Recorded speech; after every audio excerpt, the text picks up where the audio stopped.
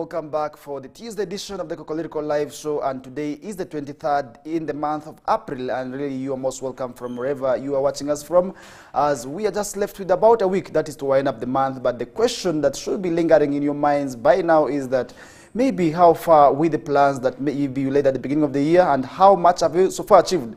And if you haven't achieved any, maybe the question that you should also be asking yourself as well is that, what are you not doing? These are the questions that you should be asking yourself, because very soon the year of 2024 will just also be coming to an end, and without you doing something maybe tangible would also not be very, very well for you in there. But really, nonetheless, you are most welcome from wherever you are watching us from this early morning, and really it's a great pleasure having you on board.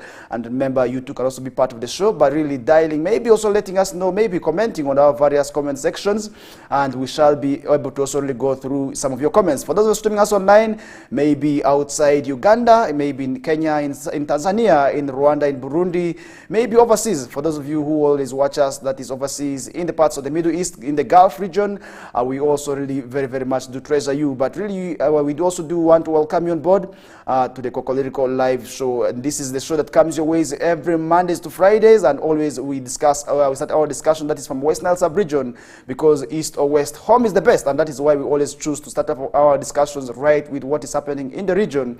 And in one of the top stories yesterday, we did see hundreds of mourners across East Africa also really camping at Greenlight Stadium. This is to pay their final rights, that is to also really one of the businessmen, that is Samoa, who is known as Samoa, but his real name is Ejida Samuel, that is from the family of Ozu brothers, one of the instrumental business families in West Nile sub-region. And these are actually the sole, they were at one time the sole distributors of Mukwano products, and this is why the family also really got that name, maybe how they got to be known in the city. But unfortunately yesterday, one of the instrumental pillars in the formation of this body lost his life some few days. But yesterday we did see him now being sent off and buried at his final resting place, that's in Nonduparaka. And so many, maybe also mourners eulogize the man in this way. And these are the things that the people said about the late. Maybe if we can also really let you know of what really happened in there. But I must tell you, the numbers, we are very, very indicating that this man was good, because really once you die, many people come for your burial, or maybe many people come for your funeral. That is an indication that you had a good relationship with the members of the public. And yesterday we did see so many people, including politicians, the clergy, from different denominations. Muslims were also as well represented. All people of different faiths.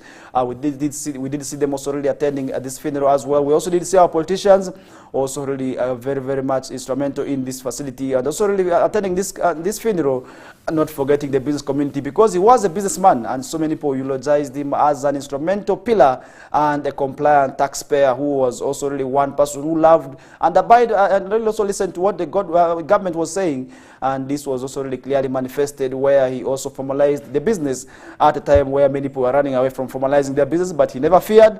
He took the risk of formalizing the business, and this is why also really many people will be able to miss him for. But maybe let's first get to listen to what the people were saying that is in relation to this funeral as we continue with the show.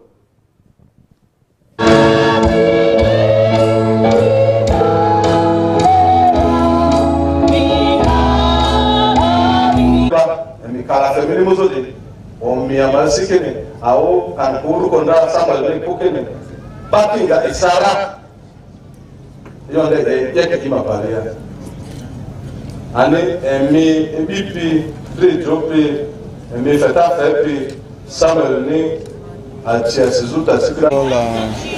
We do condole with the family, and above all we want to thank everybody who has supported the family ever since this sad news broke out until this final program of putting him in his final resting place.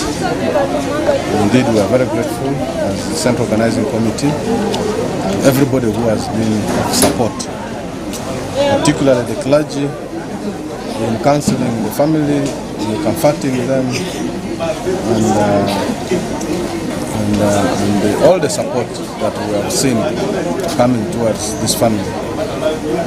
Late Ejida Samuel indeed was a distinguished businessman. One would say maybe a business icon, because academically he never went far. apart from completing his P7. And indeed,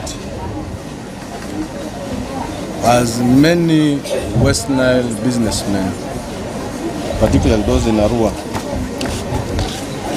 he started his business, or his brother started this business with a very humble background, very small. You know, people call these roadside businesses tobolea, where you put a small wooden stand and then you load it with maybe a kilo of sugar is divided into 10, small units, so that the common person can afford. And then you put sweets, cigarettes, matchboxes. This type of businesses were very common those days, because first of all, getting soap, just soap, this bar soap, people are getting it from Nairobi. So if you got a box of soap and you successfully brought it to a village here, you would cut it into small pieces and sell it. So those who would afford those pieces of soap were also very few. Now that is how late Isaac started what we now know as Ozu Brothers Enterprises. And indeed it is at the time of death that late Isaac handed this business over to his brother Samuel Ejida, when it had improved a bit. At that time, late Isaac would go to Nairobi, would bring some of these goods in bulk and market it within the region and sell as far as DRC. Now, that is how Samuel picked the business, which was handed over to him, and eventually, as time went, decided to formalize it. We have so many businesses which are informal, unregistered. People are fearing to do that because the moment you formalize your business, then URA comes in and begins gauging, or they begin making assessment. How much do you earn? Whatever profit you earn, they want to tax it. That's where income tax comes in. So it makes many people to fear, but late Ejida never feared, because there's also opportunity in terms of legalizing your business. My name is Prince Ochaya Vincent, and I'm the Executive Director of the Prime Minister of our Kingdom. Samoa, as the famous known as Samoa, was not only a businessman, he was someone that you can easily relate with. I date back into the early 2000s, let me say about 1998, when I first saw him as a young man, and he was a very warm and welcoming person. That was through the introduction of the famous business of Ozu Brothers. Anyone wants to know Samoa will think about Ozu Brothers. And he grew in his professional businessman with so many helping hands. He built up very many professionals around him, very many family members around him, and very many friends around him. So for us, as people who have a legacy about him, is that he did all he had to do. And his part of the journey in life, he has achieved it all, for himself and for everyone else. And we shall greatly, greatly miss Samoa, because he left back some memories that we shall never wipe in one day. And may his soul rest in eternal peace. Until we meet again, Samoa. My name is Rachel, and late Ejida Samuel is an uncle to me. He was a very loving man, generous, and a funny man to be around. So I'm going to miss that funny bit of him, because he was always welcoming. So he has really left a place in our hearts, and may his soul rest in peace. Amen. My name is Engineer T. William Taylor Oda. I am a civil servant working in the Arua District Local Government, but also what many people don't know is that I'm the Vice Secretary of Arua City Business Community. I've been in that docket since 2009, when Samuel's wedding was organized in the year 2013. I was the secretary for the Central Organizing Committee, and we interacted a lot during that period. I remember these were twin weddings, the one of Samuel and one of Obeta Moses. They were separated by 2 weeks, and I was the secretary for both. We interacted with them a lot. A very jolly man, always smiling, and even though something had annoyed you, you still have reasons to smile. That is the beauty I knew about him, a very jolly character whom we are missing. Above all, having brought consumable goods very closer to the heart of West Nile. The Kwano products, oil, salt, rice, everything that is new, including plastic furniture. That is the someone we have missed. He really brought services nearer to people. In another word, I would say he decentralized essential consumable goods to the heart of West Nile and even beyond to South Sudan. Ma engineer T. William Taylor Odaye, Bakarakara Nikima Mazingaru district local government. Tayama were Ninire, Ma Arua business community ma officials in Salem, Ma secretary Ma Indrune, I'm a secretary of Puyo Benadi Membro.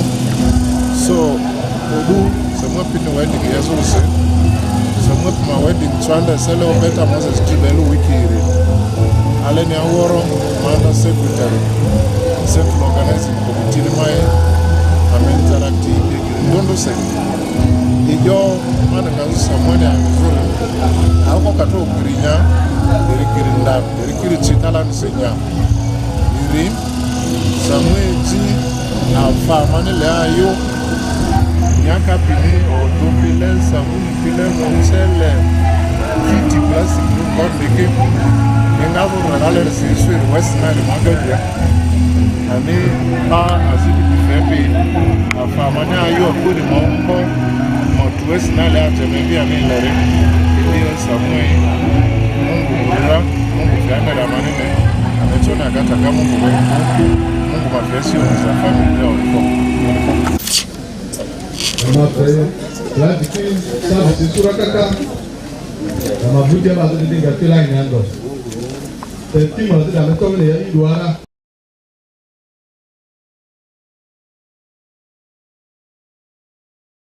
Well, that is him, and really we shall also really pray for his soul to continue resting eternal peace, because that is the same path we are always going to be following. And as believers, that is what we are always told, and that is what the books also say, that we come from dust and we shall be returning back to dust. And he exactly also did that, and he did return back to where he came from, which is the soil. And definitely we shall also really pray for God to give courage, also strength to the family members. And that is also one thing that maybe we shall be able to miss and remember him for. But I don't know what memories you have with him, because other people have shared their memories in terms of also the times that they spent together with the late. And really that is why people need to also ensure, once they into these offices or maybe in these positions, they need to work with the public, and they need to also really work with the people who are around them. And definitely that is one reason also really once they die, they will be able to be missed for.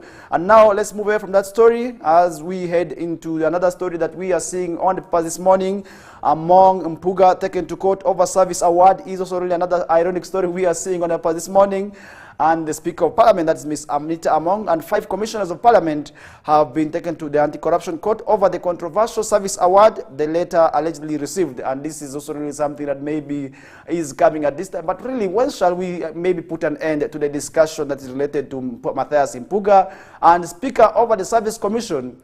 And this is the question also really we are asking ourselves this early morning. I really don't know what you think about it, but the commission has included Nyendo Mkungwe, Member of Parliament, that's Matthias Mpuga, Bukoli County, that is Central, Member of Parliament, that's Solomon Sirwanyi, Rubanda Woman Member of Parliament, that is Ms. Prosi Babazi Akampurira, and Zombo Woman MP Esther Afoyo-Chan, who are some of the members who are also really going to be facing, that is this petition here over this service award. We are seeing on the paper this morning, and Mr. Mpuga, the former leader of opposition Parliament, allegedly pocketed, that is the shillings 500 million in service award, while the commissioners each bag, that is shillings 400 millions. And this is something also really we are saying, maybe was it not really maybe rightly for them to obtain this money, because really we are seeing members of Parliament at most times also really obtaining money over such circumstances. But really, what reason do these people who want to maybe petition them have also really for justifying the accusation here? Mr. Mpuga really was also really very much on the limelight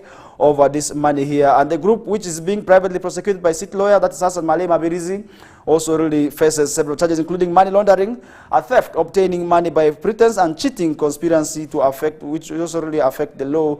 And this is also really something we are seeing also really in here, because these are people also really who are accused of conspiring to defraud. And these are the things that we are seeing on the past morning. And in April, that is 15th affidavit, Mr. Mabirizi adverts that the meeting of the 5 commissioners to pass the service award minutes was unlawful, as it is contrary to the Constitution and Administration of Parliament Act. And this is something also really we are seeing really him also really being accused for. And under the count 7 of conspiracy to effect unlawful purpose, the charge sheet also really states that Mr. Mpuga, Mr. Sirwanyi, Mr. Kampurira, Ms. Afoyochan, and Ms. Among on May 22nd, or May of 2022, by deceit and fraudulent means, conspired to defraud the public, Parliament consolidated fund and taxpayers of money, that is shillings 1.7 billion as one time also pay off service award. This is also really, we are seeing the Rwandans also really maybe this people being accused for. I really don't know what you think about, but really as the viewer, you can also really say your opinion with us, and maybe in terms of also really these people being dragged to court. Really, do you think it is the best way to go? And do you think the lawyer will succeed against these members of parliament? Definitely, you should also really share your opinion with us. And Mr. Mabirizi now wants the anti-corruption court also really to issue criminal summons against the group to appear, that is for the corruption charges to be read out to them, and thereafter be committed to the High Court for trial. Also really, this is something also really, this is why the lawyer also really wants maybe how things to be conducted.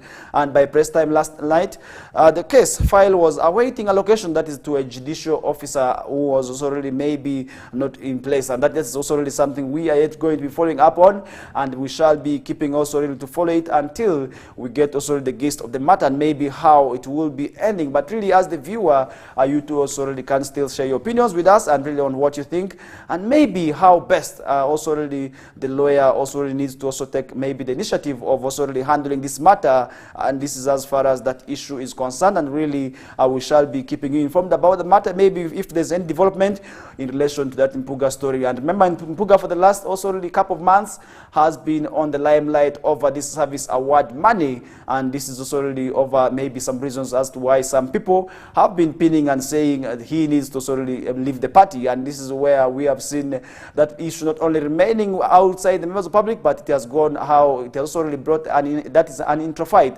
that is within the fraternity. And this is where we have seen fights between the party principal, Robert Chagulanyi Sentamu, also really with Matthias Mpuga here, where some people, members of the public, maybe also some members of the association have also really agreed to side with Mpuga, as others have decided to also really support, that is the party principal. And really that is also really something that led to the party principal asking Matthias Mpuga, the member of parliament that we are talking about, to step down as maybe also the party vice president that is in charge of central Uganda. And this is also really something that which did not go, and Mpuga resisted to step down, and saying the party principal has no rights to, that is to also really, tell him to resign, and that is why he refused also really to step down.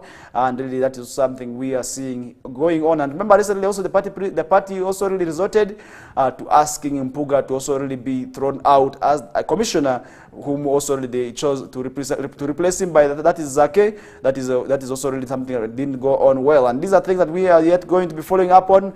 I don't know what you think as the viewer over these fights that is also really maybe amongst the members of parliament. And now a lawyer is saying he is going to be suing this group, and these are things that really we shall be maybe listening to, because we want to also see these people explain to us where the money that they obtained went, if at all maybe it went for the development of the country. We shall also really say maybe, or if they put up projects that are rightly, because at one time we also had the head of state saying those who maybe swindle money from the country and invest it within the country, they are not also really doing it badly, because they are creating a lot of opportunities. And yes, I would also really say the same.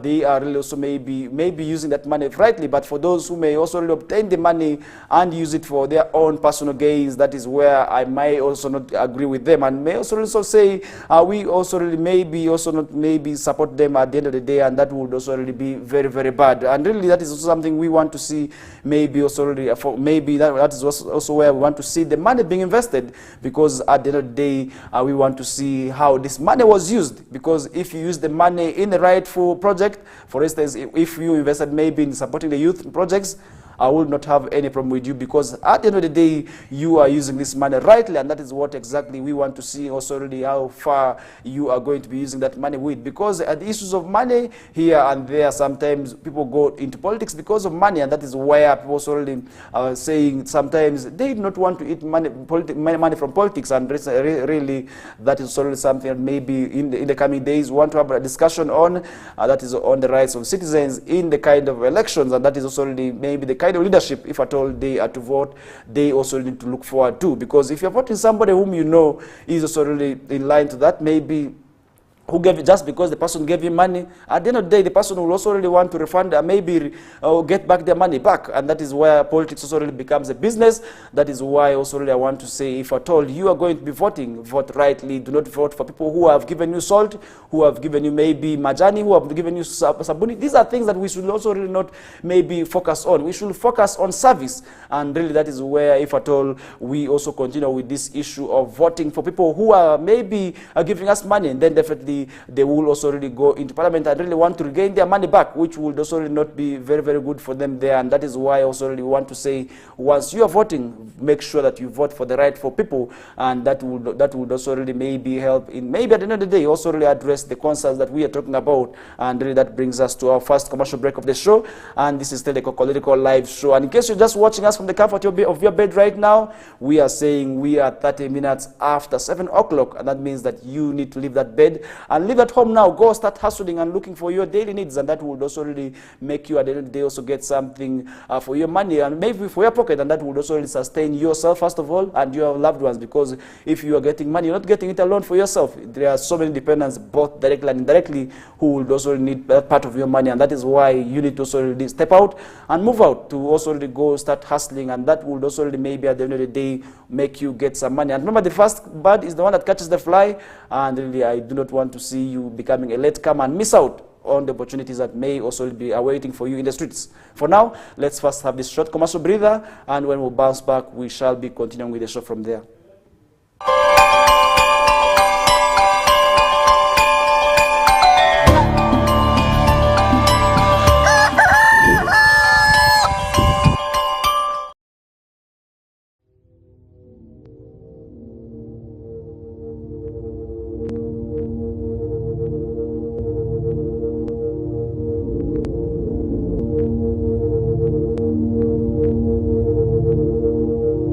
West Nile TV, lighting up the region.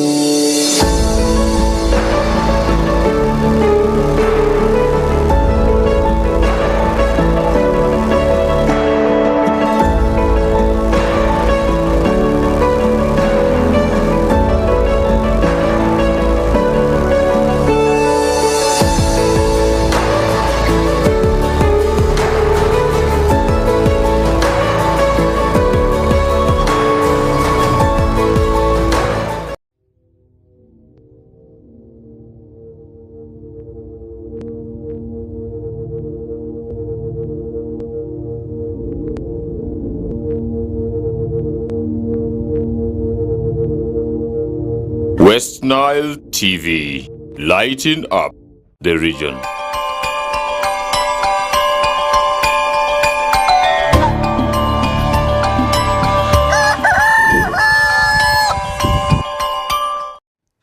All right, welcome back from that short commercial breather, and we are back into the second half of our first hour, and this is where we are going to be also talking much about issues happening right in the country. And remember, the President, His Excellency Dr. Museveni, did ask the youths also really to love their country. I don't know what you think about that, and this is really something that we did see yesterday happening, and this morning it is one of the stories that we are seeing on the past this morning, and youth have been urged to embrace one of the core values of patriotism, love for one's country, East Africa and Africa, in order for them to also really prosper, especially amongst their families, and also as a way to conserve the environment. And this call was made by the head of state, that is His Excellency Dr. Museveni, and this call was also really made recently during the launch of the National Patriotism Environment Protection Campaign and commissioning of 2 new multipurpose halls, that is at Chitebi Secondary School in also Kokoliriko on Friday by Museveni also in there. And according to President Museveni, the initiation that is of the issue of patriotism in 2009 was also really one of the issues of patriotism was also to get Ugandans about the word prosperity, because families needed to devise means to become prosperous by ensuring that they produce a good service, sell it out, and sustainably also be able to also really get education to attain market for their produce, goods or service. And that is also really something the President also did talk about. And the campaign, which was initiated by the Commissioner National Secretary of Patriotism Corps in Uganda, that is Princess Helen Seku, was aimed at creating awareness on the benefits of planting trees and conserving the environment through that is proper disposal of plastics in there. And that is also something we are saying we need to ensure that we take up the issue about the fight against also really ensuring we have a sustainable environment and climate also in our hands, because once we not also do that, then definitely we may also lag behind, and that would also not be rightly for us to also continue witnessing, because issues of the climate change lies entirely in the hands of everybody. And that means that we all need to ensure we do what is within our means, also to ensure that we put up the fight against that is climate also really change, also a reality, because really if you are leaving the issue about fight against climate change in the hands of the leaders alone, that would also not maybe make us yield the fight that we are seeing, because really that would also really make us feel the devastating impacts of climate change as we are seeing today. First of all, for instance, in relation to the floodings that we're talking about, because if you really look at the water bodies that we are talking about, they have really risen beyond the capacity. And recently we did see also really our rivers and our lakes flooding, and that is also really a clear indication of climate change. And that means that people who are living along wetlands, they need to also ensure that they stop that from that practice. And then for those who are also really cutting down the trees, let's ensure that really as we are cutting down, let's replace by more numbers. That is also really very, very much good for us to also really ensure that we put up the fight against climate change a reality. And it is on that ground that the President Museveni discouraged citizens from encroaching on wetlands, and also really expressed gratitude that is to the Haji, that is the community of Kitebi led by the host, that is Haji Muhammad Kamlegia, for the commendable job done that is giving Ugandan students a chance to attain education at a low cost. And that is already something we also did see him talking about. He thus pledged also for more support to the school, also in relation to also really giving them in support there, because these are things that really we need to ensure that we talk about. And additionally, Education and State Minister, that's Janet Katam Museveni, commended government for promoting patriotism clubs in schools, although NSPPC that creates in young people the spirit of that is also love for their country. And she advised the youth to honor their bodies as a temple of the Holy Spirit by keeping them away from the things that destroy and rob them of their potential. And that is also really something we did see also really the First Lady Janet Katam Museveni also talking about as well. And Princess Seku, who is actually the initiator of this agent body, also really pledged to ensure youth participate in planting trees, over 1 million trees also by the end of the year 2024. And really, how would it be nice if at all this issue is really implemented, and seeing people plant over 1 million trees? That would also really be very, very good if at all these trees also really live to stand the test of time, because sometimes people come up with these projects and they abandon them at the initial stages, which is really very, very much alarming. But really the issue about planting trees is also really something we also need to see that also yields the fruits, because that at the end of the day would also really help maybe attain the initial goal, that is also really ensuring that we have a sustainable climate at the end of the day. That would also really be very, very much good in there. But really, as we continue with the show, I don't know what to think about the issue of the climate change, and definitely I must say you too is also really an agent, and that is also really your mandate also really in ensuring that you also really take up the fight against climate change upon your hands, and that at the end of the day would also really make government realize its dreams. That is in terms of also really ensuring a sustainable climate. And remember, once we have a sustainable climate, which is good, definitely we are also going to be bringing in that sustainable growth and development as well. But really, for us to attain all this, let people ensure that they put up the plans also really as they are to do several projects. Let them ensure that these are also really in relation and in line with the physical infrastructure development plans that are in place, also to ensure that we also really avoid tendencies of encroaching on the environment. And really that is also really something at the end of the day that would also really be very, very much good in there. But really, I don't know what to think about also the call made by the president. But you too can also really still share your opinions, share your ideas on our comment section, and we shall be able to go through them maybe later on in the hours of the second hour. And remember, later on, that is also really something we are going to be doing very, very much on, and we shall definitely go through some of your comments. And really don't know what you think about, but really keep the comments coming through, and we shall be able to chip in and look at some of them. And the event was officially attended by top government officials, including ministers, school administrators, such as head teachers and other dignitaries, parents, and representatives from over 118 schools across the country. And this is something also we want to see maybe happening right in Western Sub-region, where we also want to see the president really to also really ensure that the fight against also really several projects, where he also needs to ensure that the youths also really are rallied into some of these government projects by himself will be very, very much good. And really at the end of the day, I believe that will also really help address the issues that we are talking about today. And today, if you really see what is happening in Arua City, people are also really talking about the youth. And yesterday, I must tell you, there was one who was chopped using pangas. And after he attempted to rob, so really that is along, just around corporate, that's in the Diofe. But this man, really, I don't know if he survived, but really by the time we reached there, he was not doing well after being chopped. And the flying squad of police had to also really come up and really now rescue the man and take him, that is, to the mortuary. And just a few meters away from that area, there was also really another terrible accident in the Diofe where people knocked themselves using motorcycles. And really there was a motorcycle crash. And that means that people also need to ensure that once they're on these roads, let them be very, very much vigilant. And really that is something we did see happening yesterday in Diofe, in that area. People usually call Yitia, but really I want to say people who are chopping others using pangas, you are going to make us also really stop eating meat, because really that is something we do not want to see.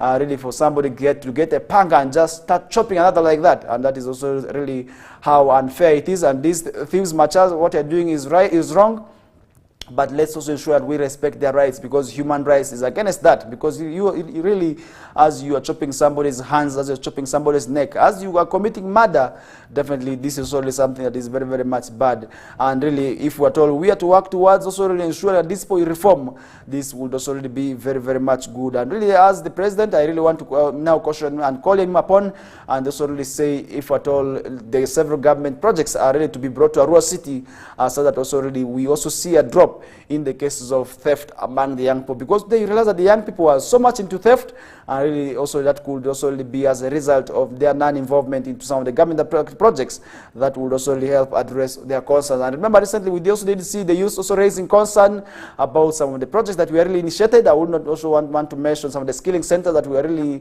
also really started in the city, but really up to now the youth are saying they're not also benefiting from the skilling center. And these are also really things that if the government at all is supposed to start skilling centers, and this would also really help boost the numbers of people getting skills, and that would also really help reduce on the number of people who are becoming thieves. And this would incorporate most of the youth, I believe, in these facilities. At the end of the day, that would also really help address the issue about theft and the issue about also really young people not wanting to work. Because sometimes I also believe that these young people are willing to work, but they are not seeing maybe where to work from, and that is why they are now indulging in theft. At the end of the day, that would also really be very, very much bad for them. But really, I want to call upon the young people now to desist from tendencies of theft, because really, if they don't also really desist, the population also really is now becoming against them. and where we are seeing now being mothered, that would also really be maybe a sign that the rest also need to quit that business. For them who are thinking that theft is maybe a source of employment, definitely we are telling them they are risking their lives. They are also maybe going to cost their lives also really for properties that may also not amount to their life, and that is also really something maybe at the end of the day that would also really be very, very much bad. And Kitebi Secondary School is a government-aided secondary school for the Wankuluku Rubaga Division. According to that, is a team led by Haji Kamlega. Kitebi was founded in 1984 and currently has a population of that is about 4,000 students as a model universal secondary school with various achievements, which among others include that is good academic performance and having a good, strong and hardworking patriotic club, as well as other issues in there. Really, I don't know what you think about, but really as we continue with the show, really I want to caution people to desist from tendencies of taking the laws into their hands. And really this is something we did see happening yesterday, and really that man was terribly beaten, and really if I don't know if the flying squad was not able to arrive, I don't know, maybe he would have also lost his life there. But by the time he was taken to hospital, really I want to say he was not in a good state after being chopped using pangas, and this is why young people also need to ensure that they get maybe away from that issue of also really maybe getting themselves involved. That is also really maybe in these issues of theft, and that would also really be very, very much good for maybe for them to also really embrace government projects that we are talking about, and that is also really something that we are talking about this early morning. And you too can also still share your ideas, share your opinions on what we are discussing this early morning. Keep the comments coming through. That is on Facebook, and for those of you watching us via YouTube, also really keep the comments coming through, and we shall be able to go through them in the second hour of the show. But really, as we continue with the show, I remember so many issues happened yesterday and the day before yesterday, and all those will be unfolding on the show as well. And this is where we also really dwell very much and also really diagnose and do a lot of issues may be happening right in the world of politics, where we also do not limit our discussions there. We also really talk about issues that happen within your families, that is the social life also, as well as the economy, and this is where we mostly also focus on. And these are things that we also need to ensure that we talk about, because we need to ensure that we enlighten the region. And remember, we are not going to be doing that alone, but rather with you as a stakeholder, because you are a stakeholder. Trust me, as a stakeholder, you too can also really share your ideas on what you think also that needs to be done. And that is something also we are talking about this early morning. And remember, as we are talking about enlightening the region, and remember, education is a key component that would also really help in enlightening the region, and that is also really why teachers in our societies are very, very much important, and also really very, very much recognized stakeholders in there. Now, as they continue with strikes, and remember, a section of the science tutors have set tough conditions, that is for calling off the strikes, and that is already something that we are seeing on the past morning. And remember, these people have been striking over several issues, but now they have set tough conditions to the government also really for them to call off the strike that is currently ongoing. And the striking science teachers, that's from various primary teachers colleges, have set conditions that they need the government must also really fulfill before they can resume work. Also, that's something also really we are seeing on the past morning. And through their umbrella organization, that is the Uganda Professional Science Teachers Union, the tutors have said the strike that was also really called off after the salaries of the affected tutors have reinstated, and really they want to also really see themselves being recognized as scientists. And remember, over the years, the primary school science teachers were also not recognized as scientists, and that is why they also resorted to striking in there. And the body's general secretary, that's Ms. Awan Mugaiga, wrote to that Ms. Catherine Bitarakwate, the permanent secretary, that is the Ministry of Public Service, on April 17th of 2024, stating that in our internal discussions, we have agreed to hold industrial action immediately after the affected teachers also really salaries can be reinstated, and we hope the reinstatement of the members is also really done immediately to allow the members to resume work. Also, that is something also we did see the people putting there as their concern. And the leadership of the science teachers and tutors have also asked the government to reinstate all the ICT teachers, since we are only cleared and to be paid as part of the scientists. Also, that is something we are seeing on the past morning. And according to Mr. Mgaiga, science teachers' salary was increased from shillings 1.2 million. That is to 1.4. That is 4 million for degree holders, and also that is shillings 900,000. That is to shillings 2.2 for diploma holders. But some of them we are only able to also earn the amount between July 2022 and August 2023. After which they were taken back to the old scale, and that is why they are also issuing out their concerns and the demands for the government's request. That is for the affected tutors to resume work, as the letter contemplates the concrete solution to the issue at hand in there. And this is something also we are seeing on the past this morning. And science tutors in various primary schools and across the country laid down their tools on April 4th of 2024, protesting the alleged removal from the science scale. Also, that is also something we are seeing on the past morning. I don't know what you think about, but really, you can also really keep your comments coming on. And the letter also stated that for the issue to be adequately resolved, there is need for policy harmonization also in there. Now, the science tutors, which to me, I believe also need to be recognized there, because as we are talking about innovation and science, in also the country today, remember the country's initial goal also where we did see the president putting a lot of emphasis is on sciences. So that's also the issue about unemployment, where people also maybe have been challenging the science. The government has also come out and call upon people also to ensure that they do science, and that really once they become scientists, and if this is the treatment, then definitely they must say this is also going to pull away swing people from becoming scientists, and that would also really not be very, very much good for them in there. And that is also really something we also need maybe talk about if at all we continue with the show. But really, I don't know what you think about, but really as we continue with the show, you can still keep your comments coming through, and we shall be able to go through some of them as we continue with the show. And remember, this is the Kokoliriko live show on West Nile Television that comes your ways every Mondays to Fridays, right from the hour of 7 a.m. until 9 o'clock. And after 9 o'clock, we shall be having, that is the news bulletin in Lubarati. But really, before we get to give you that, we still have lots more on the show as we continue with the show. And now, in some of the story that we are seeing on the paper this morning, Muyenga chairperson wants government to ban social media. This is also something we are seeing on the past morning. Remember, some people can now hardly live without social media, and today social media has now become part of their life. But really, for government to ban social media, remember just some few days during the 2021 election, when internet was just removed for some few minutes and for some few hours, some people were feeling as if they were going to die in the following day. But now we are seeing also really the Muyenga LC1 chairperson also really calling upon government to ban the use of social media. I don't know what you think about, but now the Bukasa Muyenga LC2 chairperson, that is Haji Yassin Omar, has called upon government to ban the use of social media, alleging that spread that's malicious information. And Haji Yassin made the remarks while at Buganda Road Chief Magistrate Court, where he had gone to follow up on a case where he filed against the 3 residents of his area for allegedly spoiling his name in there. And Haji Yassin said it's very absurd that someone can spoil your name on social media and later just apologize, which really is unfair. Remember, we have the Computer Misuse Act today that is also to curtail the misuse of social media. And remember, social media can be used very, very much badly, and this can also really cause damage and havoc to the society. And remember, once media is not really regulated, it would also really be very, very much bad. And that is why media regulation is there in place, and coupled with also really laws that are now in place. And remember, so many ways have also really been, people have been using that is social media in various ways, that is to spread malicious information, which would also really be very, very much bad in there. And last week, a couple was also really arraigned before Buganda Royal Magistrate Court for defaming, that is Haji Yassin Omar, also really for killing their son in there. And that is also something we are seeing on the past morning. And the couple, and another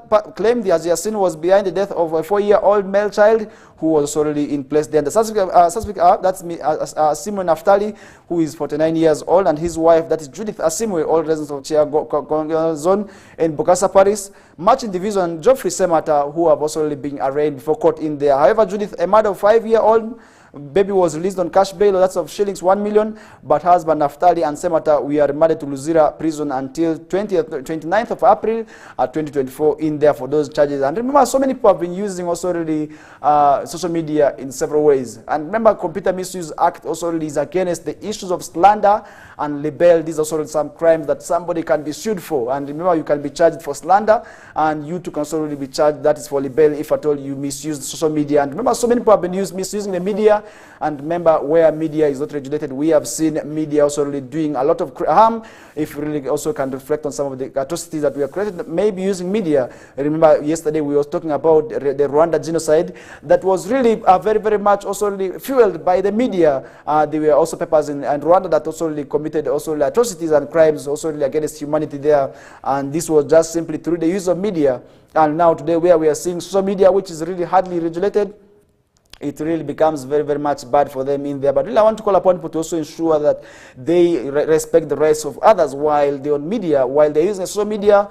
Let them ensure that they respect the rights of others. Because really, if at all you're not respecting maybe somebody's rights, you may be thinking that you want to get followership. And now today, where we are seeing issues of followership, where people want to become famous just through doing awkward things, it becomes very, very much the bad. And really, that's where I want to also see, maybe the ban wouldn't be good, but really to regulate media would be very, very good. Because now we are seeing the Computer Misuse Act, which is really there to address some of these concerns. And really where we're seeing also the social media being badly used by some people with their ill intentions. Maybe we want to get followership. And recently we did see a TikToker who was also really charged, that is for abusing the Kabaka of Buganda, that is His Majesty Royal Mwenda Mutebi, on social media also already there. And now he's in Luzira prison facing such charges. And now we have also seen over the years posting useless things on social media also already over the misuse. Just because some people want to get followership, it becomes very, very much badly. And today we are seeing also society becoming very, very much inhuman,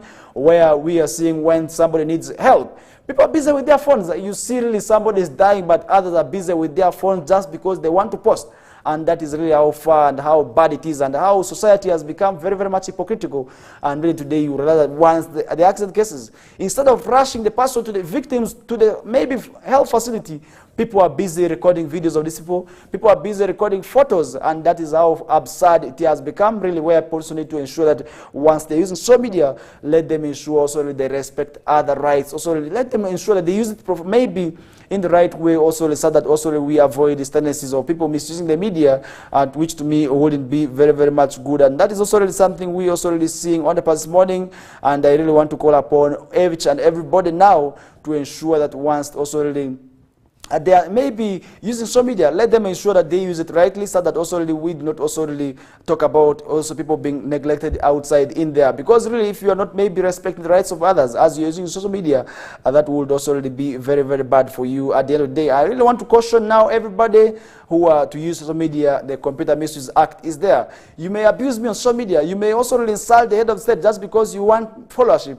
But once you are going to be fished as an individual, you're going to face the law alone. That is why maybe this group who have been arraigned before court for promoting that is hate speech against the two chairperson, that is Haji Yasin Omar, for killing their son, also really are going to be now facing the law in there very much badly in there, because they did the crimes and now they are going to face the repercussions of these crimes, and that would also really be very much good for them there. But really, as we continue with the show, and remember recently we did see also really some of the stories, we are now also getting information that Gulu Cancer Center is ready for use, and really I don't know what you think about that as we continue with the show. Remember, we are going to with the show up the hour of 9 o'clock. That will be our final destination. But really, as we continue with the show, some of the stories that we are seeing on the past this morning, Gulu Regional Cancer Institute is ready to serve. Is also another story that we are seeing on the past this morning. And phase one of the construction, that is of Gulu, Uganda Regional Cancer Institute, that's in Gulu Center, is estimated that is at 90% completion. And this is also really something that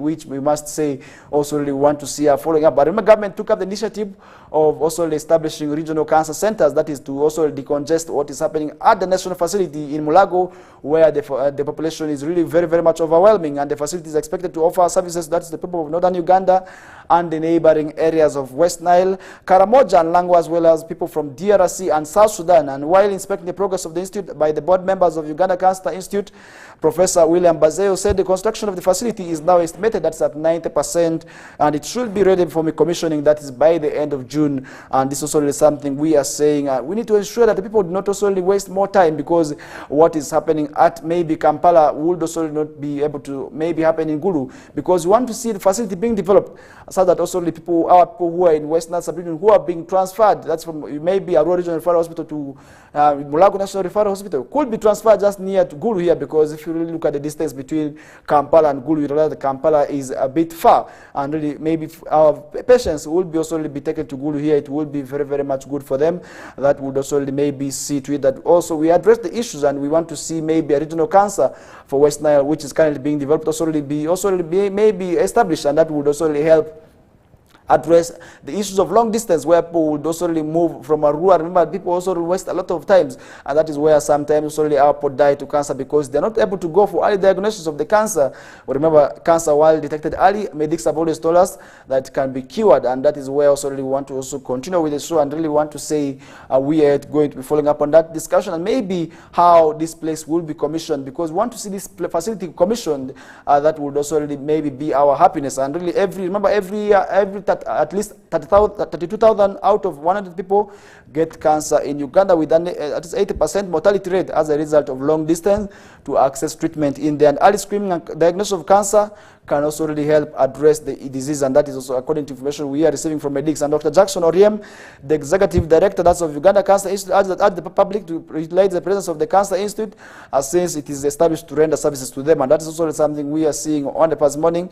And since the facility became partially operational in 2023, over 300 patients have received treatment using the state-of-the-art, that is equipment, that is such as the CT scan and X-rays and other equipment that are already in the facility. And Gulu City Council, that's Speaker, that's Alima Joyce, applauded the government through Ministry of Health for such initiative to save lives of people, and also to encourage the people also to take up the use of the facility as well. In the Regional Cancer Institute at Gulu, which sits on 4.5 acres of land, was commissioned in August 2021 by the Prime Minister Robin Anabanja in there. The facility constructed, that's at US dollars 3.5 million, and that's just an estimate of that's 14 billion. With the funding from Austrian government is expected to help people also really in terms of also really maybe referrals in there, and that would also really help address the issues of the numbers at Mulago National Hospital. And I really want to caution now each and everybody that we need to ensure we take advantage of this facility, and that would also be very, very much good for them.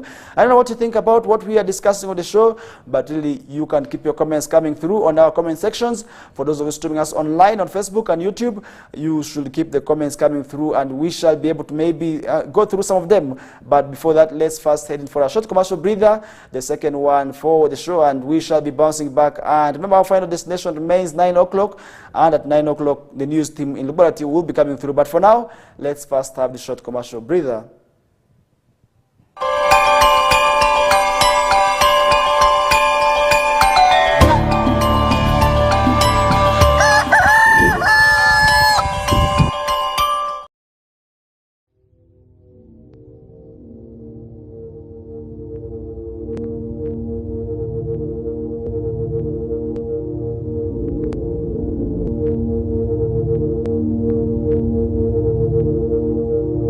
West Nile TV, lighting up the region.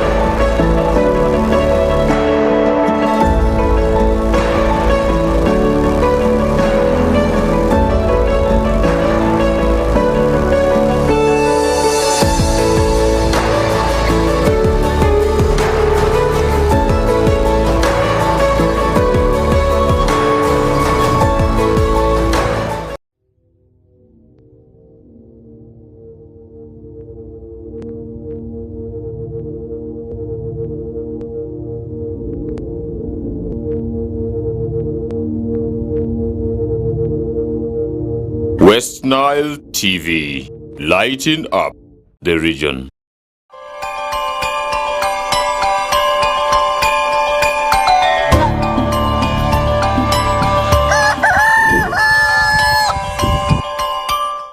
Right, welcome back from that short commercial breather, and we are back with the show. And remember, our final destination remains 9 o'clock, but really as we are into our second hour of the show now, we are just 3 minutes after 8 o'clock. And if you are still home, we say you better leave at home and move. Maybe start hustling for your daily needs. That would also really help you. Maybe at the end of the day, get something small for your children. And to the youth who are still maybe home, you need to move to the training centers where people are working. You do not also really move in the training centers and just sit. That would also really be very, very much bad for you. Also, really, maybe at the end of the day, you may not get something that maybe you will need to eat on, and that would also really be very, very much bad. But if you are moving to the training centers, maybe to work as laborers, that would be very, very much good.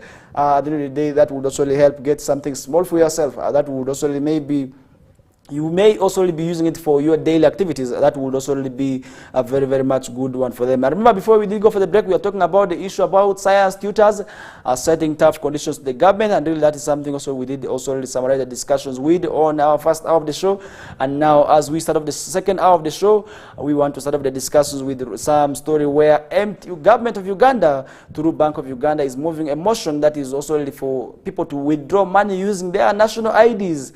I really don't know what you think about that, but really you will be able to share your opinions and share your ideas on what you think about this matter. That would also really be quite good in there. And really I don't know what you think about it, but really you need to keep your comments coming through, and we shall be able to really go through some of them. And really that is something also we want to see, maybe talk about. That would also really be very, very much good one for them there. Remember, this motion is also really among others to address issues where people are stealing money from others.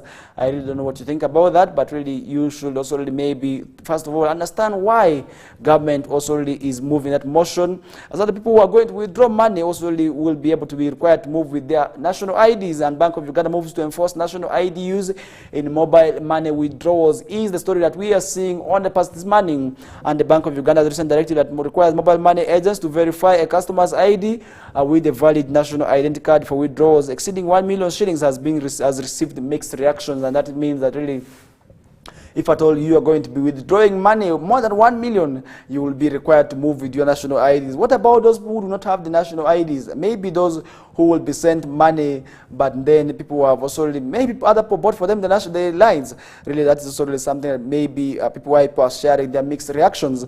And while many welcome the move as a step towards curbing crime, experts have warned the potential challenges with the identity card verification exercise in there. That's also something we are seeing on the past this morning. And the central bank's new regulations, which take immediate effect, mandate all the customers making transactions above 1 million shillings to present that is valid national identity cards to mobile money agents during the transactions. So that's something also really you two kind of share your opinions and share your ideas with. And really, I don't know what to think about, because people have been receiving the millions without also really very, very much restrictions in there. But really, we want to see maybe at the end of the day how they will be receiving their money. And the central bank's new regulations, which take immediate effect, mandate all the customers also really that is making transactions above 1 million to present their valid national identity cards to the mobile money agent, and also really they can also really withdraw the money in there. And the policy shift is seen as a response that's to growing, that is cybercrime, also the online fraud, also and other cases which are ongoing, and that is also something where maybe this move is to address. And over the past years, the Bank of Uganda observed a surge, that's mobile money related scams and fraudulent activities, and that is why the idea of this, maybe this initiative of also coming up with the use of national ID in withdrawals is coming into. And cyber criminals, often working as in collusion with dishonest mobile money agents, have exploited the system to commit cybercrime, and the new legislation aims to close these loopholes and ensure safer transactions also really in there. And despite the apparent benefits, cyber security expert also Emmanuel Chagara cautions that is also really against the potential risk associated with relying heavily on national identity cards for verification in there. And for him, he's expressing concern that would also not be very, very much good for him there. He noted that the effective new regulation will depend on the rigor of ID checks and liability of the national identity card system also in there, and that is also something maybe that would also be very, very much difficult in there. And the Bank of Uganda's 2020 And the Bank of Uganda's 2020 Financial Capability Survey revealed that only 20% of Ugandans save their money also in deposit-taking financial institutions, while 15% save on their phones using mobile money. And also that's something also we are yet following up on this morning. And the survey also showed that 45% of Ugandans rely on village savings and loan associations, and also another 45% use that is saving boxes at home. Given this statistics, the central bank's focus on mobile money regulation is crucial, and that is also really something we are yet going to follow up on. And Chagara also highlighted the benefit that's of digital payments, stating that they often come with the reduced transaction also fees compared to traditional methods, which can be cost-saving measure for Uganda. And that's also something we are seeing on the past morning. However, he emphasized the importance of addressing the risk of ID forgery to ensure the success of the central bank's new policy, and that's also something we are following up on the past morning. I really want to see maybe this issue also really being very much also really being implemented there. And as the new regulations take effect, as the central bank and other stakeholders also really will need to monitor the impact closely and also really ensure that they strike a balance that is enhancing security and maintaining accessibility for the millions of Ugandans who rely on mobile money for their financial transactions also really without also them being also really taken advantage of by people who are unscrupulous in there. And really we are going to be following up on. And remember, I also want to caution people about against that because criminals are already sometimes ahead of prosecutors also really, and other state agencies. Also, that is something also really we are going to be talking up on. And remember, really, what do you think about the issue where you will be required to move with your national ID if at all the transactions that you are going to be conducting is above 1 million Ugandan shillings? Really, do you think this can work maybe in addressing the challenges of these criminals who have been taking advantage of defrauding, maybe also committing other cyber crime activities? Or really, I don't know what you think about, but really you should keep your comments coming through and we shall be able to go through them later on. But really, as we continue with the show now, let's look at other issues as we're talking about the criminals, maybe in relation to mobile money. There are also those who have been committing other forms of crimes, and now DPP is already saying sometimes the criminals are always ahead of them. And really, I don't know what you think about that. And really, as we continue with the show, I want to remind you of also some of the stories that we are also talking about this early morning. And remember, you too can also still be part of the show, but keeping your comments coming through, and we shall be able to go through them in the later hour of the show. And this is also really why you need to be part of the show, because really, if you're not part of the discussion, then definitely you may also really be able to be left out, and you may not really participate. That is in our socio-economic, maybe also really enlightening the region drive also really, and that is one thing that also really I want to remind you of. You need to be part of. And the Director of Public Prosecution, that is Jane Francis Abodo, has said criminals are becoming smarter. And really, don't you think that they're also going to become smarter with the regulation on mobile money? You also really need to keep your comments coming through. And Justice Abodo explained that the crime has evolved, that is a lot of due to technology, and that as prosecutors, they usually find themselves lagging behind while dealing with sophisticated criminals. And so that's something also we are seeing on the past morning. And remember, this year's prosecution symposium is running under the theme strengthening the capacity, that's for the prosecution to counter organized and and emerging crimes also in there, and that is also something we are also seeing also happening in there. And the Joan Kagezi Memorial Lecture is slated, that's for Thursday this week, with President Museveni expected to be the chief guest, and that's also something we are yet going to be following up on. And since 2016, the Office of the DPP has been holding annual memorial lectures in recognition that's of Joan Kagezi's contribution to the fight against organized crimes in the country, and that's also something we are yet going to be following up on. Kagezi, the assistant DPP, was gunned down at Nchiwatule, Kampala suburb, on March 30th of 2015. Also really in that also incident, that is also really where people were using the motorcycle and guns, and these are where we have also seen people continuing with the issue of using motorcycles also to kill their suspected also targets in there. And she said she had just made a step over, that is at the food stall where the killers also striking in there. That is also something we are following up on. At the time of the murder, Kagezi was prosecuting high-profile cases of terrorism in the country, and she had just also made a step over, and that is only where she actually met her death. And that is also something we are seeing on. That is also where she was involving a crime, that investigation in the crime-related 2010 Kampala bombing, where we did see people also losing their lives in the twin bombings in there. And that's also one of the major cases that she was following up on. And the majority of suspects in the bombing case have since been convicted by Justice Alfonso Windolo, now the Chief Justice of Uganda. And this year's memorial lecture will come after the prosecutor's symposium slated, that is for Tuesday, for today, until Wednesday. Also, that's something also we are going to be following up on. I really don't know what you think about, but really you should also keep your comments coming through. And really, how do you think government, also maybe the state prosecutors also need to work in time so that also really these tendencies of these criminals working ahead of time is addressed? You can also still keep your comments coming through, and we shall be able to really get your comments and really go through them. And that is also really something that we are going to be following up on until the last hour of the show. And really, in the final minutes, that is when the news bulletin in Lubarati with Mukulia Lawrence will be coming through. But before we get to that, as we continue with the show, you also really need to keep your comments coming through. And remember, the Directorate of Public Prosecutions, Jane Francis Abod, has confirmed that sometimes the criminals are ahead of time, and really in terms of also really investigating. And that's why, could it be as the reason as to why we are taking long to get investigation reports? That is also another question that we should be asking ourselves this early morning. And that could be the reality, because sometimes investigations results also take long. Could it be that maybe sometimes the results people get is also really maybe very, very much affected in there? I do not want to also really jeopardize the activities of the, maybe also really the security, but really that is also really something we also really going to be following up on.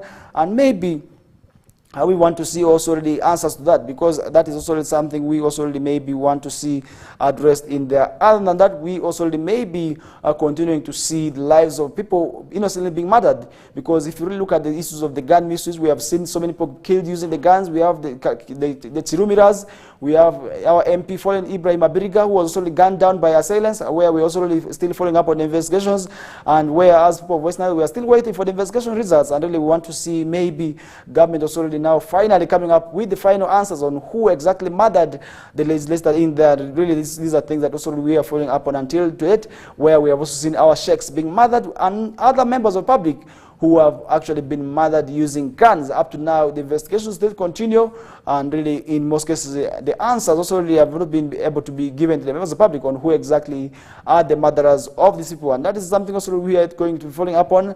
And remember, as we continue with the show, you also really can be part of the show by keeping your comments coming through. But before we get to that, we are also seeing another story here where a UPDF deserter has been jailed to 35 years in prison, and the colleague dismissed, that is from prison, from service, also for taking 5-year leave in there. These are stories that we are seeing on the past this morning. These are also things that we need to show we talk about, because sometimes the UPDF officers also really commit a lot of crimes, and really issues also really of sentencing them, and maybe where members of the public can also really understand that these people are not above the law is also really very, very, very much good in there, because sometimes you realize that these people take the law into their hands, and that is where people think that they are above the law. But really I want to remind them that now that there's nobody above the law. We are living within the law, and definitely there's nobody above the law. And the 44-year-old soldier has been sentenced to 35 years in prison after he was found guilty of deserting Uganda Post Defense Forces. One of the colleagues also really has been dismissed, that is from also abstaining from duty without official leave in there. And these are things also we are seeing on the past morning. And RA/200628 PTE Abraham Egwendu, who appeared before the UPDF 3rd Division Court Martial that is sitting in Bonoto Barracks, was found guilty of also desertion contrary to Section 146 of the UPDF Act, subsection 7 of 2005, and he was sentenced to Moroto Government Prison for deserting the force in there. And court had that PTE Ongwedu, formerly attached, that is 19th Infantry Battalion, was armed, escaped from his unit. That's in November 2006 in Matani Detach, that's in Napak district in the restive Karamoja sub-region, and he stayed at his home, that's in Kataki district, until he was arrested. And this is something we are also seeing on the past morning, and really that's also something we are yet following up on. And really, these are things that people need to also ensure that once they are given this mandate of protecting the citizens, let them ensure they do the work with due diligence. And that is why people also need to avoid issues of deserting the force. I really want to also say, if at all, maybe the issues of maybe resigning from the force, maybe retiring, is also really very, very, very much maybe talked about.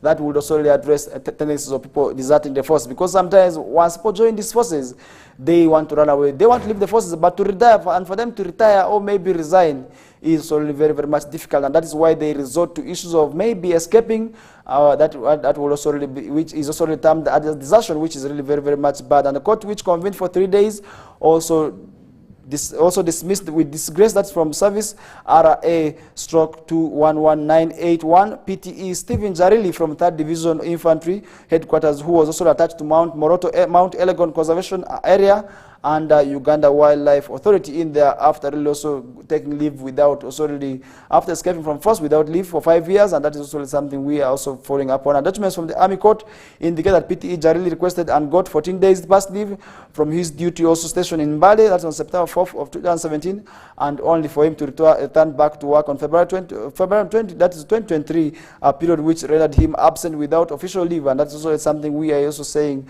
people need to also ensure that once they this maybe workplaces, you need not to leave without also really, maybe taking the rightful maybe procedures. That would also be very, very much bad for them. And remember that somebody taking leave in 2017 and returning maybe in 2023 is really very, very much shocking, because you may be termed also dead in that there. And remember, maybe UPDF also did verification, and in there, are we going to work without salary? That is what the question. So really people need to also ensure that they also put in their minds, so that also we avoid tendencies of people maybe absconding from duty without also really observing the rightful procedures. And that is also really why people need to ensure that once they're in these offices, maybe once they're into forces, let them ensure that maybe if they're tired, let them also make it formally. And I also want to call upon maybe the forces bodies also to ensure that for people to resign, the procedures need not to be very, very much long, and that would also help address the issue of people deserting from the forces. And he pleaded guilty to the charges, according to the APDF 3rd Division spokesperson Isaac Oware. The court chairman, that's Colonel France Katare, noted that the sentence handed to both soldiers will deter other would-be offenders. And remember, these are also to serve as warnings to those who would also wish to escape from the forces in the long run. And that is also really something that we are saying people need to also avoid, because if we're talking about the issues of people escaping from the forces, why did you join? Really, if you knew that you would also not maybe live in the forces until maybe a particular period of time, then why would you also really want to escape? That is as far as the issue of people wanting maybe to desert the forces is concerned. To me, that would also really be very, very much bad in there, because really, so as a soldier, you are supposed to be also serving. That's for life, because as a soldier, we respect you very, very much, and really at times also really we fear you very much, and really because it is because of the work you do. But really as a soldier, once you start escaping, we are going to be losing trust and the dignity that we have been according to that special body. And that is also really something also really I want to caution upon people, so that also they not desist from maybe they desist from tendencies of wanting to escape from the forces. And Colonel Katarehoro warned the desertion being one of the service offenses will not be able to be tolerated in the army, since the force invests a lot of resources in training its personnel, and really after being trained for about 9 months, and you are escaping away from the forces. That is as far as that issue is concerned, because during the training, government is also really wasting a lot of monies, and really also planting, also really that is to also really train you, and really after obtaining the training and escape, that would also really not be very, very much good, because sometimes we have also gotten to realize that some of these crimes are committed by people who were once in the forces, but really after also really serving in there, we also see them also escaping, and that is also really very, very much bad in there. And Colonel Katereho warned the desertion being one of the service offenses, and also really said government is now also really going to take tough actions against people who would also really wish to escape from the forces in there.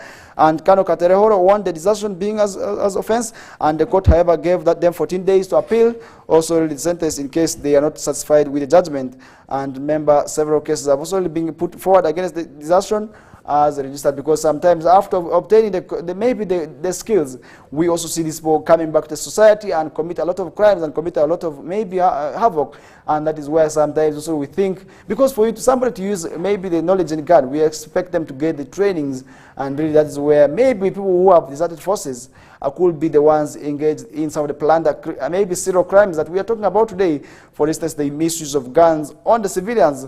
I really want to say that would also really maybe coming from those who have trained, who have gotten the knowledge of using these guns in there, and once they leave the forces, they come back because they have nothing to do.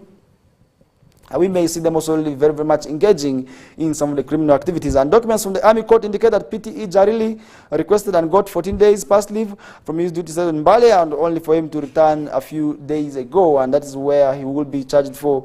And Colonel Katereho on desertion being one of the court, also several cases of desertion have been registered in the Army Court over the years. And remember, this is where also I want to put up that discussion aside. I think maybe if as a viewer you can also share your opinion on maybe if these people can be charged in the courts of law like that. Do you think we are leading towards also really attaining the dream that is also really of also really that issue of also really maybe the issue related to that is desertion. But really, as we get maybe away from that discussion now, let's move into health, where government of Uganda is to plan millions of shillings into establishing a private vaccine factory is only another story that we are seeing on the past this morning. Remember, in health today we still have the red eye outbreak, which is currently ongoing, and really we have also seen cases now being registered across the country. That means that people need to be very, very much vigilant for those who are also going to be maybe in places of maybe public gathering. Avoid issues of handshakes, then avoid touching your eyes and other spots maybe where you could also really risk your life into also contracting this disease. And also really wash your hands using clean water and soap. For those who do not want to use soap and water, the sanitizer is also there. And above all, also maintaining social distance. These are the SOPs against red eye, which is commonly known as conjunctivitis, also disease that really is currently on outbreak. And now people need to be on the alert. And really government is already maybe going to be establishing a facility that would also really address also the concerns related to this disease in there. I really want to say that is something also we want to see maybe being also really being fully implemented there, because for a country also without maybe the facility we're talking about, that would also really be very, very much bad, and that would also really maybe limit innovation. Secondly, also really that would also really maybe bring in challenges of that is maybe taxpayers' money being wasted, that is to purchase the drugs, and yet government will just also really maybe manufacture the drugs locally. And that is why I want to also say this is something we need to support, we need to embrace, so that also really we avoid tendencies of people also really maybe dying over the sicknesses, which maybe we could also really get vaccines manufactured in Uganda. And the government will invest that is shillings 578 billion into the contentious Dayboy Pharma Limited, a drugs and vaccines manufacturing plant owned by, that's a private businessman, Matthias Magola. The Minister for Science, Technology and Innovation, that is Dr. Monica Musenero, has confirmed this, and the funding will be secured through a supplementary budget request that is to Parliament, so that this thing can also really be implemented, and this facility could be developed so that also the government of Uganda can also really manufacture the drugs locally in there. The plant was commissioned in 2020 by the President of Uganda, His Excellency Yoweri Kaguta Museveni, but the proprietor, Mr. Magola, is said to have run that into financial constraints and approached the government for a bailout, and that is also something we are seeing that needs to be respected, maybe also need to be granted, because bailouts are there for people who are into business, for government stakeholders. This is where the bailouts are already there.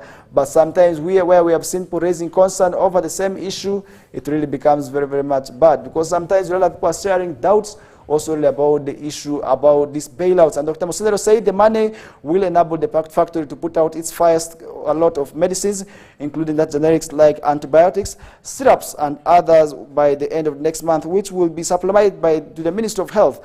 And that's something we are seeing on the past morning. And really, the government has already invested that's shillings 165 billion in the venture, according to Minister. That's sort of something we are seeing also going on there.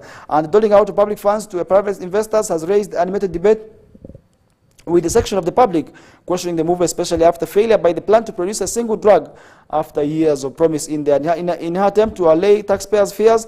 Dr. Musenero also said the government will co-own the factory, announcing that the steps to determine the shares is underway in the Office of the Auditor General, and that's something we are seeing on the past this morning. And she urged that government elected to invest that in Magola's entity as opposed to starting its own factory. That's from a scratch, and that is why government is working together with the businessman. Yeah, that is also to avoid tendencies of government starting from a scratch, which would also not be rightly.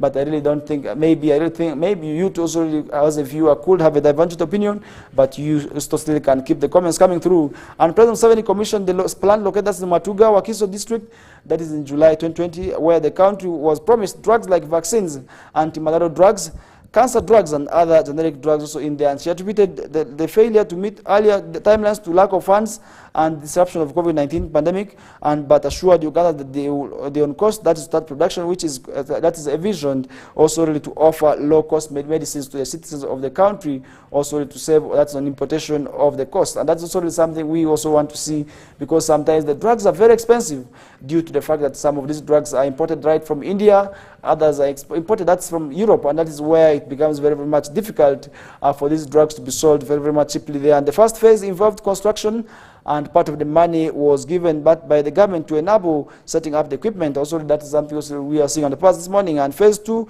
will involve the manufacture of generic drugs like antibiotics, making raw also materials used in making government drugs like pharmaceutical starch and injectable drugs, also according to government. According to Minister, the factory will employ over 1,200 Ugandans in the categories of scientists, technicians, also administrators and sales personnel, among others. And that is also really something also we are yet going to be following up on.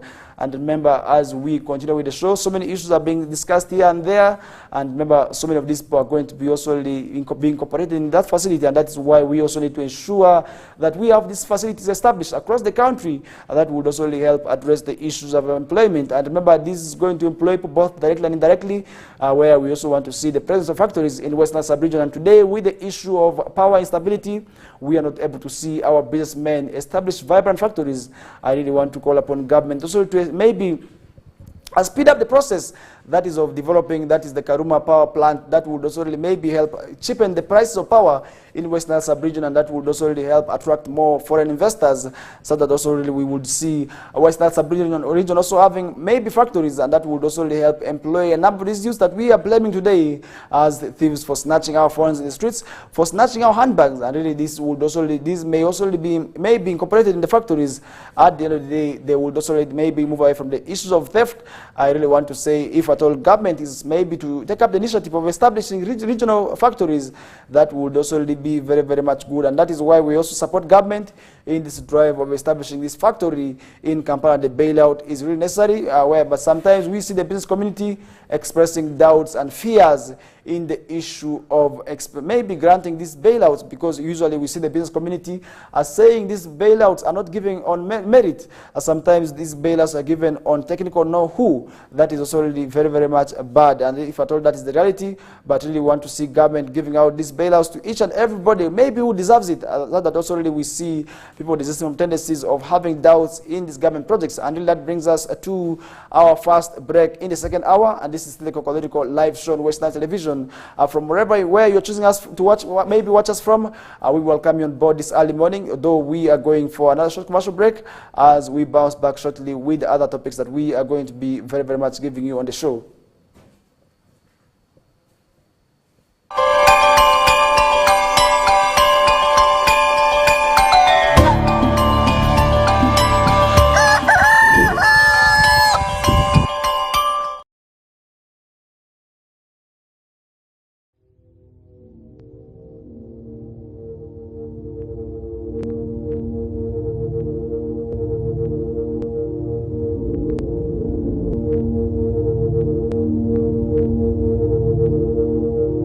West Nile TV, lighting up the region.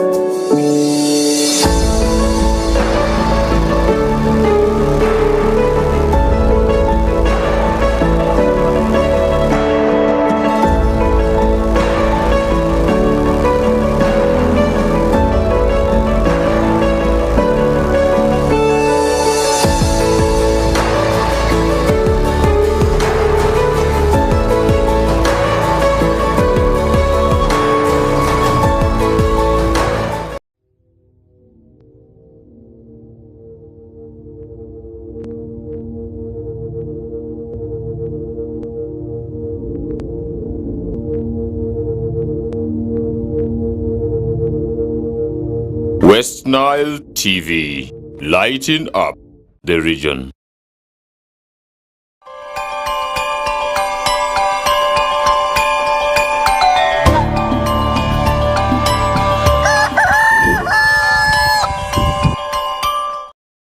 Alright, welcome back from that short commercial breather. We are back with the show, and remember, our final destination remains 9 o'clock, and after 9 o'clock we shall be having the news bulletin in Lubarati, and the team is already finalizing with preparations also to give that news bulletin in full to you, and that is where Mukulia Lawrence will be coming shortly. But before we get to that, we still have a few minutes, that is to wind up with the show, and today's edition is also already something that we started, that is right from Western Sub-Region, with the burial of, that is one of the prominent business persons, that is Ejida Samuel, commonly known as Samuel, where we did see a number of people turning up for this burial, and that is where we started up with our discussions. But really, as we continue with the show, as so many issues are also really on the past this morning, and really as we also summarize the discussion in some of the stories that we are seeing on the past this morning, where we are seeing a public being warned against hiring unprofessional secretaries, is also another story that we are seeing on the past this morning, and that is also something that we need to talk about. And the Association of, that is, Secretaries and Administrative Professionals Uganda has cautioned employers against employing unqualified persons to work as secretaries, that they risk also the image of their entities. And this call was made during the ASPU president, by the ASPU president, that is Julius Semaganda, also really while handing over the nation package, that's children living with disabilities in Katalemwa, Cheshire, in Kampala, as a way of celebrating the annual Secretaries and Administrative Professionals Week. Also, that's something also we did see happening on the past this week.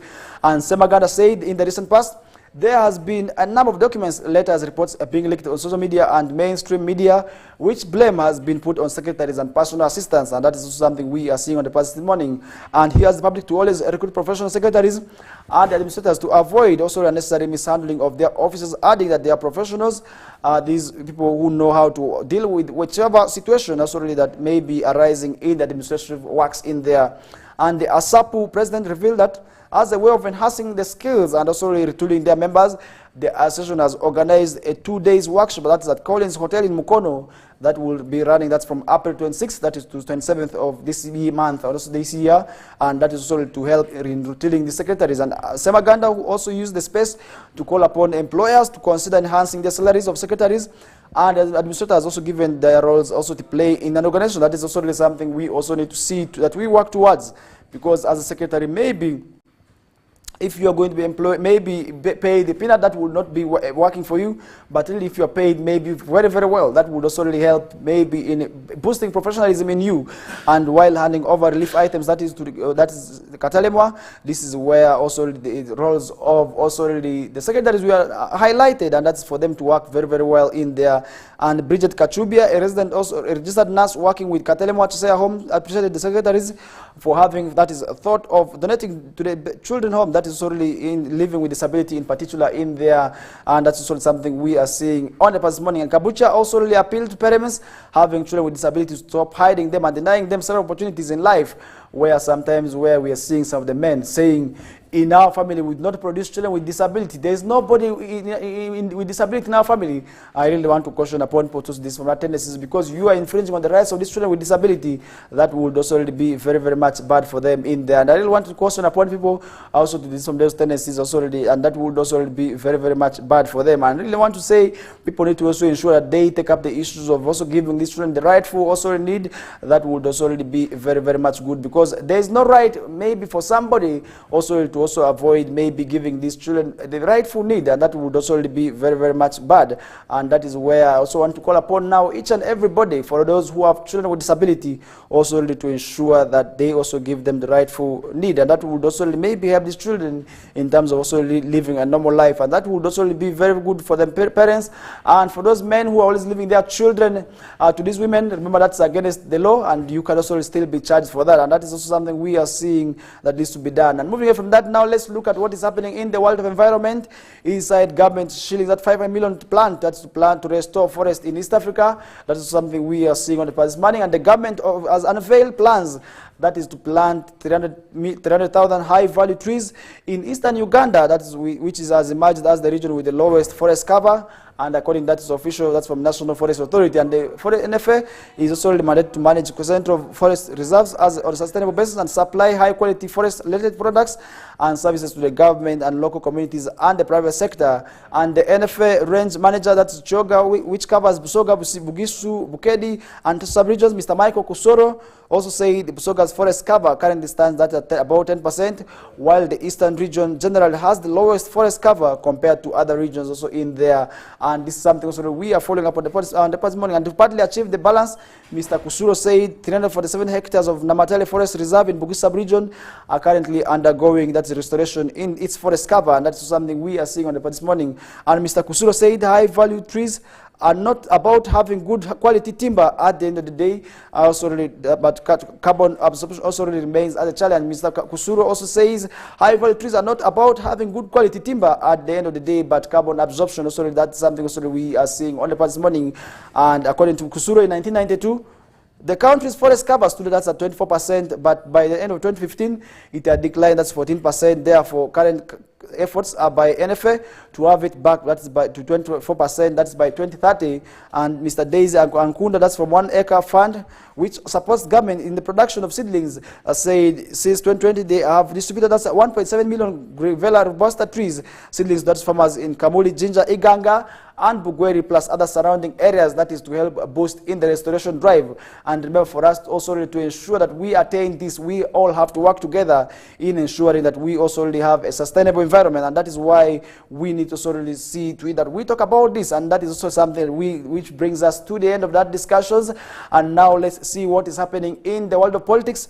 Robert Kyagulanyi Kumalonda's Bobi Wine targets political opponents in London show. This is also something we are seeing on the past morning. And the National Platform Party President Robert Kyagulanyi Sentamu alias Bobi Wine has said the party will replace members he referred to as traitors come 2026. And during his musical concert in London at the weekend, Bobi Wine said the party members in question betrayed the party. And this is something also already we are seeing on the past morning. And clad in his red jacket and trousers, Bobi Wine repeatedly threw jabs at some opponents who did not explicitly name while performing at some of the songs, and that is something we did see happening. And while performing his Pesoza song, Bobi Wine also really alleges that opponents from Bukoto South hate him, while those from Kimanya, Kabonera ashamed him, and that's something we are seeing on the past morning. And while performing the Matiansi song, Bobi Wine said, "Go back and also tell them that one of them must earn from their sweat, rather than also really accepting free things, and we put which at the end of the day put them at shame." And that's something we are seeing on the past morning. And he said the party members who he considered to be his friends, he had not also really betrayed him, and he would also have them replaced. And he concludes by reminding the mentioned also leaders that they are in a struggle that does not require them to live in a comfort zone. And that's something we are seeing on the past morning. And Mr. Kyagulanyi said, as on several occasions said, the party will not also really tolerate any leader who goes against the party code of conduct. And that's something we are seeing on the past morning. And the musician camp politician has lately been a loggerheads with some of the section of the party leaders. That is something we have also seen over misconduct in there. And in March 15th statement also really, that's something we also did see NUP also releasing. Mr. Lina Zedriga Waru, the deputy president for NUP for Northern Uganda, said the National Executive Committee had resolved to recall, that is Mr. Matthias Impuga, from the Parliamentary Commission job over 500 million service award. In the National Executive Committee nominated the Mitiana Municipality MP, that is Francis Zake, also has a proposal that's the speaker, as opposed to the Speaker of Parliament Anita Among, also that who denounced also really that offer there and citing the law. And that's something we did see. And when contacted, Mr. Mpuga said he prefers not to waste time responding to matters he considers as trivial, and that is something we did see. That is also something we did see the member of parliament also really responding to. And Mr. Lewis Lubongoya, the NUP Secretary General, when contacted over Bobi Wine's performance in London, has said the NUP party leader made the remarks in his capacity as an artist and was free to do so. And that's something also we did see happening on the past morning, and really that's something I want to remind you of. I don't know what you think. Maybe how the fights, that is the intro fights among NUP, will put the party at come 2026. I don't know what that would also really maybe put the opposition in general at, because really, if you look at NUP, this has been the biggest opposition in the last general elections, where they actually raised the number of, that is also really parliamentarians in there, but really where we're seeing now fights among the opposition groups, where does this also really maybe put the parties at? Come 2026, I really want to see maybe these opposition groups also really first of all reuniting. That would also really be very, very much good for them. And Museveni meets Boeing company officials, pledges cooperation is really another story that before we get to maybe at the end of the show, I also want to remind you of. And President Museveni on Monday met a delegation from Boeing company at State House in Tebe, and the delegation was led by President of Boeing, that's Middle East, Turkey, Africa and Central Asia, that is Mili Kujik Gata Aura, and this is also to maybe address and streamline operations that's between Uganda and also really that company there. And as a leading global aerospace company, Boeing developers, manufacture and services commercial aeroplanes, defense products and space also systems for customers in more than 150 countries. As a top also a U.S. exporter, the company leverages the talents of global supplier base, that is to advance also the economic opportunity in there. And during a meeting that is between President Museveni assured the group that Uganda was ready to cooperate, that's with Boeing, that's to enhance the country's aviation sector. And according to Monday's statement, that's from State House, and that's also something we also want to remind you of. And Mr. Gatako informed President Museveni that the company has comprehensive aviation space, also the package that which will have to put together that support the infrastructure and aviation development of Uganda. That's also something we did see on the past morning. And really, as we get to also the climax with the discussions, and now, as usual, let's summarize discussions with some of the stories that are happening in the world of sports. And remember yesterday when we were burying one of the stakeholders that is also really a very, very much instrumental, that's for the formation of one of the top clubs in Western sub-region, that is Ondoparaka Football Club. That is something which we did see yesterday, where the late also Samuel Ejita was very, very much instrumental in also working with his nephew there. Also information of this club, that is Ondoparaka Football Club, also where we did see yesterday donations going through, that's in support of that club. And this is something where we also did say this is also maybe in good faith, that would also really maybe at the end of the day help the club revive. And this is something also we did see yesterday, where the fans and the mourners gathered also to give money to the club. And remember, the club also returns, that is from an away game, where they also just straightly went for the funeral in that Grimlight Stadium, and where we did see the players plus the fans also really gathering in there to also really see to it that they be part of also really sending their, one of their mentors back, that is to the Lord, who was also really very, very much instrumental in supporting the club there through finances, spiritually, and also really through other aspects, because we did see him also really very, very much part of that football club there. And this is also really something that fans of Ondoparaka Football Club may be also missing him for. And remember, in the World of English Premier League today, there will also really be a game tonight that is between Arsenal Football Club and Chelsea Football Club, and the game will be at Emirates Football Stadium. That is also something that we may be, for the sports lovers, that maybe today they will also really be taking place, maybe also taking part in. I really also want to maybe bring that to a discussion and maybe a closer. I don't know what, maybe how you think this game will be able to go through, and if Arsenal wins this game, Arsenal will be mounting pressure that is on Manchester City. But if at all Arsenal loses this game tonight, I will say that maybe if Manchester wins the next game, that will also really be determining maybe if which team will be winning this game in here. And Arsenal remains on top of the league log, and remember, this is actually where Manchester City has played less games, and Liverpool is in the second place. And maybe if Arsenal wins the game tonight, they will be remaining on top of the game, and that is where we want to come to a closer of the discussion. I really want to appreciate each and everybody as we come to a close of today's discussion. Stay tuned for the rest of the programs that may follow, and my name is FARISH Majid. Have yourselves a good day.